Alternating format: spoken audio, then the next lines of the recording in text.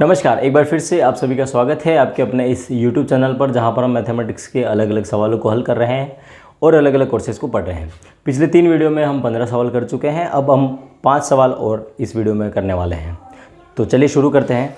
सबसे पहला जो क्वेश्चन हमने यहाँ पर लिया है, यदि 9/4 की घात x है, 8 मल्टीप्लाई 8/27 की घात x - 1 है और बराबर में 2/3 हो, तो x का क्या मान होगा। यहाँ पर जो घात में x दे रखा है उसका क्या मान होगा यूँ। तो देखें यहाँ पर 9/4 की पावर x मल्टीप्लाई 8/27 की जो पावर है वो x - 1 है और 2/3 है। मतलब ये है कि यदि सभी 2/3 की घात में आ जाएं तो हम क्या कर सकते हैं, उन घातों को आपस में बराबर करके हल कर सकते हैं। ठीक है, तो यहाँ पर देखें 9/4 को हम क्या लिख सकते हैं, 9/4 को हम लिख सकते हैं 3 की घात 2 और 4 को हम लिख सकते हैं 2 की घात 2 और बाहर क्या है, घात x है। और इधर मल्टीप्लाई में 8 को हम लिख सकते हैं 2 की घात 3 और 27 को लिख सकते हैं 3 की घात 3 और इसकी जो पावर है वो x - 1 बराबर 2/3, जिसकी पावर कितनी है, 1 है। ठीक है, अब हम बात करें कि हमें 2/3 चाहिए लेकिन यहाँ पर 3/2 है। ठीक है, तो इसको हम क्या करें, उल्टा कर देते हैं। उल्टा यानी कि 2/3 लिख देते हैं और जो इनकी घात थी 2 और बाहर x है तो वो घात क्या हो जाएगी, -2x। तो इसको जब उल्टा कर दें कि 2/3 लिख दें तो क्या हो जाएगा, -2x। घातांक के नियम है। यहाँ पर ये है मल्टीप्लाई 2/3 की घात 3 और x - 1 है पहले से, तो 3 मल्टीप्लाई x - 1 और बराबर में है 2/3 की घात 1 है। इसको सोल्व करते हैं तो देखिए सभी आधार समान हैं तो घातों को हम क्या कर रहे हैं, बराबर कर रहे हैं। -2x प्लस, इनको जब आधार समान होता है तो घातें जुड़ जाती है तो ये प्लस हो जाएगा, प्लस का 3x - 1 बराबर 1। तो इसको जब सोल्व करते हैं तो माइनस का 2x प्लस का 3x और माइनस का 3 आ जाएगा, बराबर में 1 हो जाएगा। तो 3x में से 2x माइनस हो जाएगा तो यहाँ पर केवल क्या बचेगा, x बचेगा और माइनस का जो 3 है उसको हम उधर भेज देते हैं तो ये क्या हो जाएगा, 1 + 3 हो जाएगा।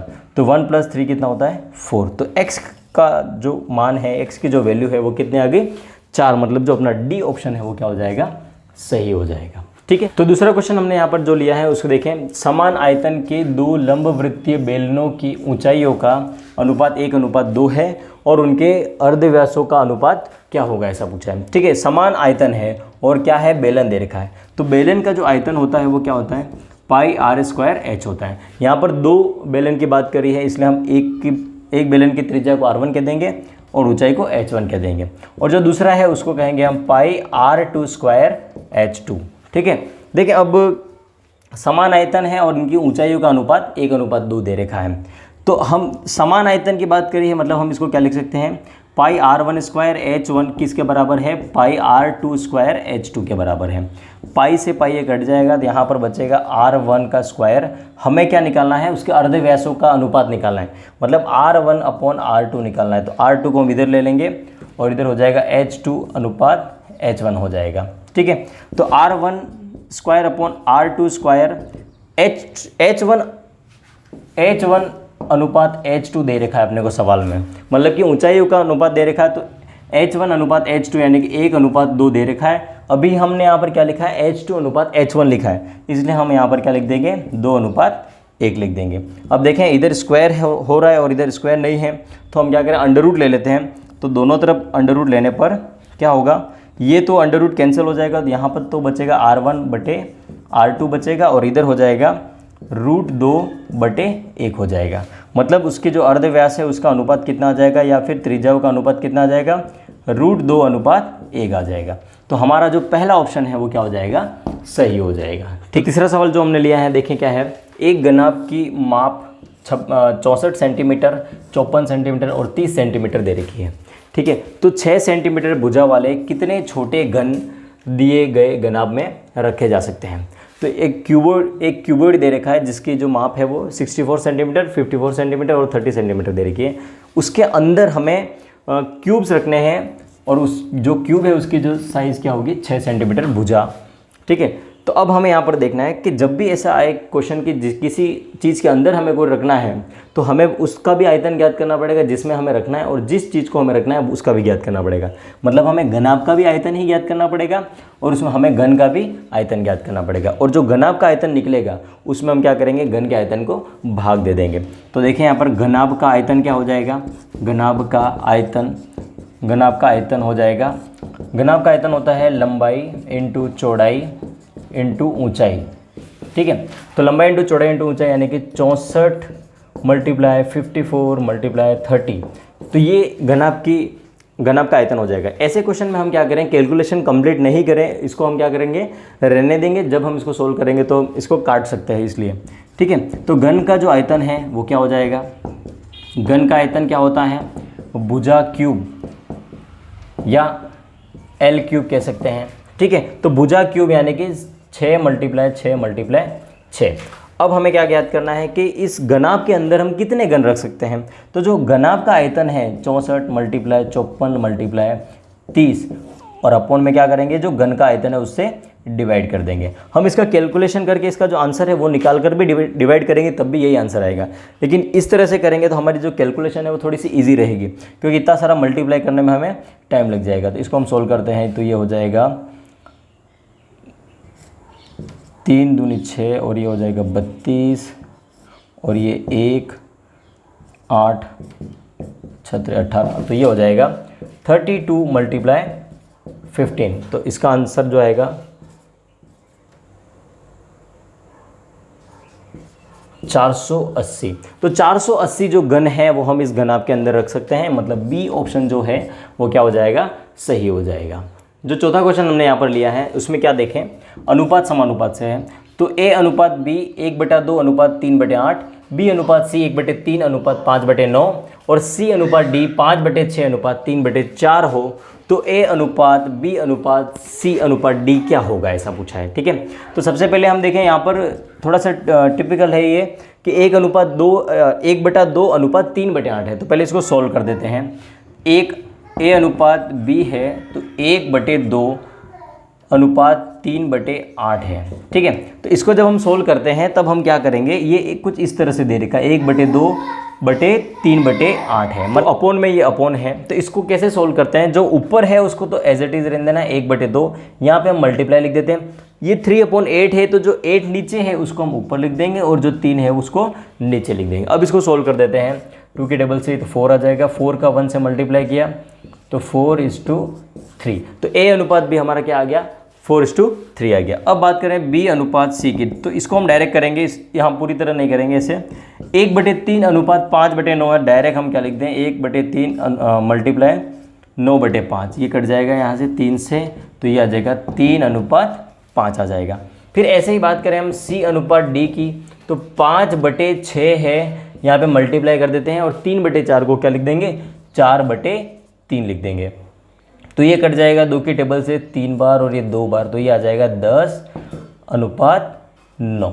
तो C अनुपात D क्या आ गया, 10:9। अब यहाँ पर देखें 4 ये अनुपात हमें याद करने हैं, A B C D। तो पहले हम 3 को लेंगे, फिर जो आंसर आएगा उसको हम CD के साथ में लेंगे, D के साथ में लेंगे। ठीक है, तो A अनुपात B अनुपात C, यानी कि A अनुपात B क्या है, 4:3 है। B अनुपात C क्या है, B अनुपात C है 3:5 है। इसको सोल्व कर देते हैं, इसका इससे मल्टीप्लाई करेंगे, इन दोनों का आपस में मल्टीप्लाई करेंगे और इन दोनों का आपस में मल्टीप्लाई करेंगे। तो 4 तिया 12 हो जाएगा और 3 तिया 9 हो जाएगा और ये 5 तिया 15 हो जाएगा। देखें अब ये हमने इस तरह से इसको सोल्व करेंगे। इसके बाद हम देखें यदि कोई किसी से डिवाइड हो रहा है तो उसको डिवाइड करके सोल्व कर देते हैं। तो यहाँ पे जैसे 12 भी 3 के पहाड़े में आता है और 9 भी 3 के पहाड़े में आता है और 15 भी 3 के पहाड़े में आता है। ठीक है, तो ये 4:3:5 इस तरह से हम एकदम डायरेक्ट नहीं लिख सकते इसको, इसलिए इस तरह सोल्व करके हम लिखेंगे। ठीक है, फिर हम क्या करें, इसको A अनुपात B अनुपात C अनुपात D के साथ में ले लेते हैं। तो ये हो जाएगा 4:3:5 और जो C अनुपात D है वो कितना है, 10:9 है। ठीक है, अब इसको देखें तो ये इन दोनों का आपस में मल्टीप्लाई किया तो 5 9 45, इन दोनों का आपस में मल्टीप्लाई किया तो ये 50, फिर इन दोनों का मल्टीप्लाई किया तो ये 30, फिर इसका इसके साथ मल्टीप्लाई करेंगे तो ये आ जाएगा 40, यानी 40 अनुपात 30 अनुपात 50 अनुपात 45। अब ये 5 की टेबल से हम सबको काट देंगे तो 8 पंचे 40 और ये 6 पंचे 30 और ये 10 और ये 9। तो ये इसको सॉल्व कर देंगे।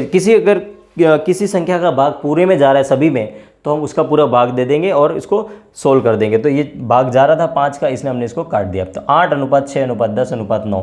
तो यहाँ पर हम देखें ऑप्शन सी जो ऑप्शन है वो 8 अनुपात 6 अनुपात 10 अनुपात 9 है। अब यहाँ पर देखें ये आंसर सही होगा, लेकिन ये ध्यान रखना है कि ये देखो ये अनुपात भी इसके जैसा ही दिख रहा है 6 अनुपात 8 अनुपात 9 अनुपात 10, लेकिन इसका जो क्रम है वो हमें ध्यान रखना है। क्रम में सबसे पहले 8 है, फिर 6 है, फिर 10 है, फिर 9 है, इसलिए हमारा सी ऑप्शन सही हो जाएगा। ठीक है, इस वीडियो का ये आखिरी क्वेश्चन है। देखें क्वेश्चन क्या है। यदि ताश की गड्डी में से एक पत्ता यादृच्छिक चुना जाता है तो उसके काला रंग होने की प्रायिकता क्या है, ज्ञात कीजिए। ठीक है, मतलब हम ये जानते हैं कि ताश के जो पत्ते होते हैं उनकी कुल संख्या कितनी होती है, 52 होती है। 52 में जो 4 कलर होते हैं, देखो ये 4 पत्ते हैं और चारों अलग अलग कलर के हैं। ठीक है, इसको हम चिड़ी कहते हैं, इसको हम लाल पान कहते हैं, इसको काली कहते हैं, इसको ईंट कहते हैं। तो हमारी भाषा में कुछ इस तरह से हम इनको कहते हैं। तो ये जो 4 अलग अलग कलर, अलग अलग पत्ते हैं, अलग अलग कलर हैं और अलग अलग नाम है, तो ये सभी क्या है, इनकी संख्या कितनी है, 13 13 और 13 है। तो इन पर जो क्वेश्चन बनते हैं उसमें हमेशा क्या पूछा जाता है, या तो हो सकता है कि वो 10 नंबर का जो पत्ता है वो कितने आ सकते हैं इसमें, इस तरह से पूछा जाएगा। अब यहाँ पर इसने क्या पूछा है, काला रंग होने का। ठीक है, अब यहाँ पर ध्यान ये देने वाली बात है, एक जो ईंट है जिसको कहते हैं और एक है चिड़ी,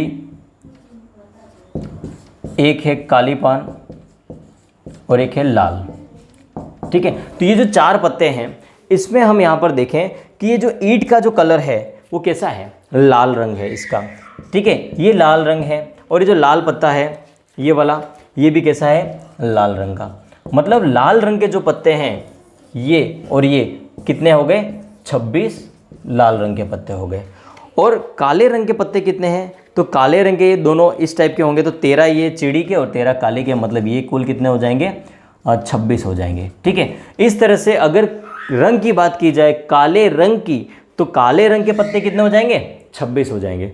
लाल रंग की बात की जाएगी तो लाल रंग के पत्ते कितने हो जाएंगे, 26 हो जाएगी। तो ये हमेशा इन क्वेश्चन में कंफ्यूज करने वाली बात आती है, इसका हमें ध्यान रखें। कभी हमें लगेगा काला रंग पूछा है तो हम सोचते हैं कि वह काली के पत्ते पूछ लिए हमसे, तो हम 13 ही लिख देंगे, या फिर हमसे चिड़ी के पूछे ये सोच के हम 13 लिख देंगे। तो यहाँ पर ही ध्यान रखना है, काला रंग और लाल रंग ऐसा कहा जाए तो हम क्या कहेंगे, 26 पत्ते लेंगे, यानी कि 26। तो हमारा जो आंसर आएगा वो क्या होगा कि ताश की गड्डी में से एक पत्ता निकालना है, मतलब ताश की गड्डी के कुल पत्ते कितने हैं, तो 52, उसमें से हम एक पत्ता निकाल रहे हैं और वो पत्ता कैसा है, काला है।